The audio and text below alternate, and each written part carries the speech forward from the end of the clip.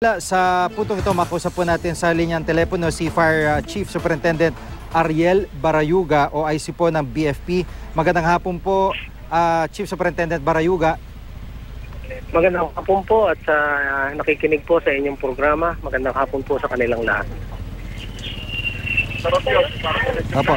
Dito po sa mga sunog na nangyari, yung particular po dito sa Parola Compound, paano na po ang sitwasyon ngayon? Parang yung po bang sunog ngayong hapon ay dahil pa rin dun sa sunog na nangyari kagabi? Ano po ang nakikita nyo dito? Magkaiba po silang insidente ng sunog. Magkaiba po sila at yung pong kagabi ay natapos na po yun, nag-fire out na at mataas po ang inabot na alarma nun. Ito naman pong kanina ay hindi naman po umabot sa general alarm.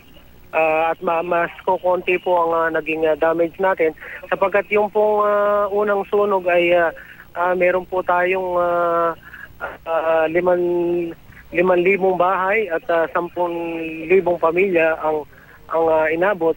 Samantalang ito pong kanina ay 50 bahay lamang at 100 pamilya ang inabot. Opo, yung Fire Prevention Month, pagpasok pa lang, sunod-sunod na po ang sunog.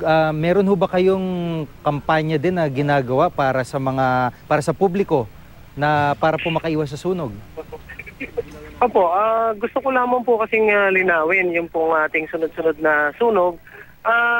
Alam po ninyo, naging hindi lamang po siguro maganda ang timing dahil pagpasok natin ng Marso o bago pumasok ang Marso at nung pagpasok ng Marso, nagkasunod-sunod po ang ating sunog. Kaya po parang lumalabas ay hindi ho ata nagiging maganda yung resulta ng fire prevention campaign ng Bureau of Fire Protection. Pero kung titingnan po natin talaga, malaki po ang ibinaba ng sunog natin this year compared to last year. Kaya nga lang po, yun nga, nakakalungkot na kung kailan papasok ang Marso at kung kailan kapapasok ng Marso ay sunod-sunod po at sabay-sabay ang ating mga sunog. Pero sa parte po ng Bureau of Fire Protection kami po hindi nagpapabaya at ito po mga sunog na ito ay sa totoo lamang po ay talaga naman po kaya nating maiwasan ito kung talagang tayo po ay talagang mag-oobserba po ng mga fire safety precautions, kung makikinig po tayo sa mga fire safety tips ng ating mga bumbero, mga fire safety inspectors. Kaya nga lamang po, yun nga, yung nangyari dyan sa Parola na yan, kung titingnan po natin, dikit-dikit po yung mga bahayan dyan. Kung kaya nga po, sabi ko nga, ay konting pagkakamali lamang talaga, ay marami nang madadamay dyan. Yung po ang mahirap kasi sa dikit-dikit na ganyan, whereas kung hindi po dikit-dikit yan, madali pong maapula kasi yung apoy. Kung dikit-dikit po kasi yung konting apoy lamang po ay magiging malaki agad dahil na light materials po ang ating mga kaya ganon. Nagiging multi-directional pa ang spread ng fire. Kaya po gano'n na lumalaki at maraming nadadamay. Kami po kasi nagko-concentrate po kami ngayon sa mga bahay-bahay dahil hindi nga kami authorized na mag-inspect po sa mga residential. Kaya dinadaan na lamang po namin sa ugnayan sa barangay at yung aming information dissemination campaign.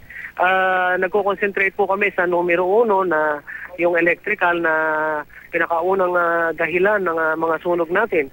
Pangalawa, yung mga cigarette butts po. Pangatlo po, yung lighted candle or gasera, yung mga unattended cooking stove. Ito po yung most common causes ng structural fire na di ko namin binabase yung aming pagdidisemina ng information. Nagko-concentrate kami sa apat na yan.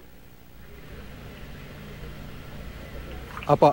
Maraming salamat po sa pagkakataon at makikibalita po ulit kami sa inyo dito sa inyong mga operasyon na isinasagawa, partikular dyan sa may Tondo, Maynila, si Fire Chief Superintendent Ariel Barayuga o IC po ng BFP. Maraming pong salamat.